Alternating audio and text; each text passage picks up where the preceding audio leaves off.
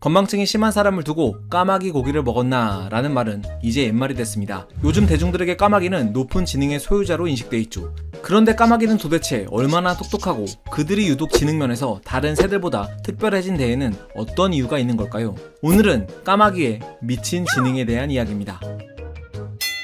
때는 1996년 오클랜드 대학교의 생태학자 개빈 헌트는 자신이 관찰한 놀라운 사례를 네이처에 발표합니다. 바로 조류인 까마귀가 도구를 사용한다는 사실이었죠. 하지만 당시 사람들은 이를 쉽게 받아들이지 못했습니다. 그도 그럴 것이 1970년대 침팬지가 도구를 사용한다는 사실이 알려졌을 때도 반신반의했는데 유인원도 아닌 새 따위가 도구를 사용한다는 건 얼토당토 않다고 생각했기 때문이죠. 그러나 1998년 일본에 서식하는 까마귀들이 호두를 깨먹기 위해 차로에 호두를 떨어뜨린 후 호두가 차에 밟혀 깨지자 신호등이 초록불로 바뀌길 기다렸다가 유유히 도로로 걸어가 호두를 먹는 사례를 비롯해 2007년과 2009년 까마귀가 단순한 도구 사용을 넘어 상황에 따라 도구를 구부려 활용한다는 연구 결과가 추가로 발표되면서 까마귀의 지능이 재조명되기 시작했습니다. 그리고 연구가 거듭될수록 이들의 지능이 기존 생각보다 훨씬 더 놀랍다는 사실이 속속 드러났죠.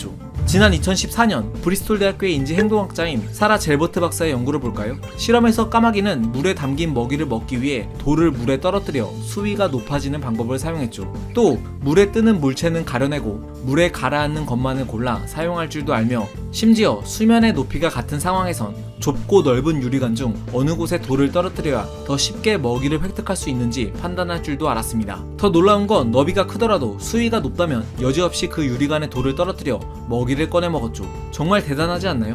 게다가 2018년에는 긴 막대기와 짧은 막대기를 4분 만에 연결해 통 깊숙한 곳에 먹이를 꺼내 먹는 테스트도 통과했는데 이런 복합 도구를 만들고 사용하는 능력은 인간의 아기도 5세 이상은 되어야 가능한 것이라 많은 과학자들을 놀라게 했죠.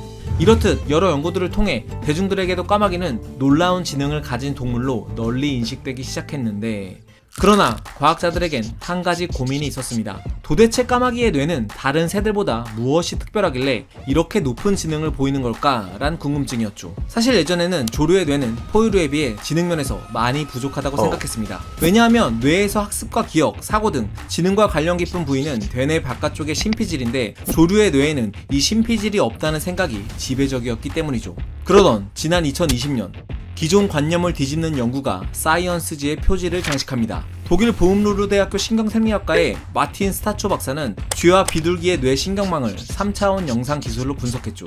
그 결과 그림에서 보시다시피 쥐의 심피질에서는 수직과 수평의 신경망들이 교차된다는 사실을 알아냈습니다. 그리고 놀랍게도 마틴 박사는 조류의 뇌 중 팔륨이라는 부위에서 쥐의 심피질과 똑같은 구조의 신경망을 발견했죠. 즉 조류의 뇌에는 심피질은 없었지만 팔륨에서 이와 같은 기능을 하고 있었던 겁니다. 그리고 올해 1월 인지신경과학자인 펠릭스 박사는 까마귀는 비둘기, 닭, 타조 같은 새보다 팔륨에 분포하는 신경세포의 숫자가 압도적으로 많다는 사실을 밝혀냈습니다. 특히 까마귀의 팔륨 무게는 2g으로 7.5g인 타조의 팔륨보다 3.7배나 작았지만 팔륨에 분포한 뉴런은 약 3억 개로 타조보다는 1.5배, 비둘기나 닭보다는 3배 이상 많았죠. 그렇다면 포유류와 비교했을 때는 어떨까요? 큰 까마귀의 뇌와 카푸친 원숭이의 뇌를 보면 여기 녹색 부위 각각이 까마귀의 팔륨 그리고 원숭이의 심피질인데요. 뇌 질량 중 이 부위의 비중이 까마귀가 훨씬 더 큰 게 보이시죠? 게다가 절대적인 뉴런의 개수도 까마귀가 더 많았죠. 이 연구를 진행한 찰스 대학교의 동물학자 파벨 네맥 박사는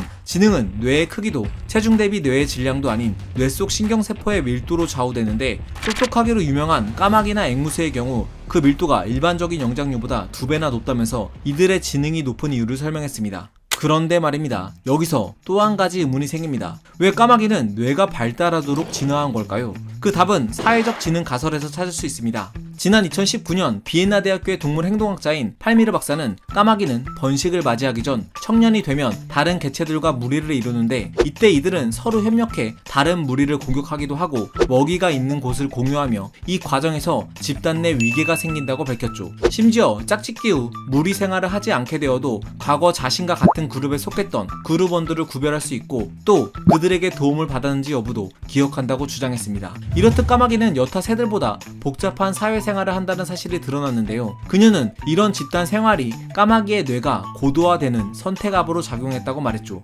이는 인류가 집단을 이루며 서로 협동하고 소통하는 과정에서 사고를 담당하는 뇌가 커졌다는 사회적 지능 가설과 맥을 같이 합니다. 그리고 이듬해인 2020년 인지고고학자 나탈리 우우미니 교수는 까마귀의 유독 긴 유아기가 이들의 지능 발달을 가속화시켰다고 주장했죠. 그녀는 지능이 높은 까마귀나 어치는 최대 4년까지 부모로부터 먹이를 공급받고 사냥이나 도구 사용 등 다양한 생존 방법을 배운다는 사실을 알아냈습니다. 이는 인간으로 치면 거의 20살까지 부모와 함께 지내는 것으로 비행 방법만 배우면 부모로부터 독립하는 다른 새들과는 사뭇 다른 행동 양식이죠. 나탈리 박사는 까마귀의 이런 긴 유아기와 양육 방식은 인간과 돌고래 등 영리한 포유류들과 유사하며 이는 뉴런의 신경 밀도 증가와 인지 능력의 확장으로 이어졌을 거라고 덧붙였습니다. 이렇듯 우리는 까마귀를 통해 지능의 수렴 진화를 엿볼 수 있습니다. 조류와 포유류는 무려 3억 2천만 년 전에 갈라져 수억 년 동안 각자 다른 길을 걸어왔지만 진화의 나무 끝자락에서는 양쪽 모두에서 뛰어난 인지력을 갖춘 녀석들이 등장했으니 말이죠. 무척추동물에게서 지능 원탑인 문어의 등장 역시 지능의 수렴 진화를 보여주는 대표적인 사례인데요. 어쩌면 우리가 전혀 예상치 못한 지구 어딘가에서는 높은 지능을 갖춘 또 다른 생물들이 살아가고 있지는 않을까요? 과학은 세상을 보는 창, 지금까지 과학 드림이었습니다. 감사합니다.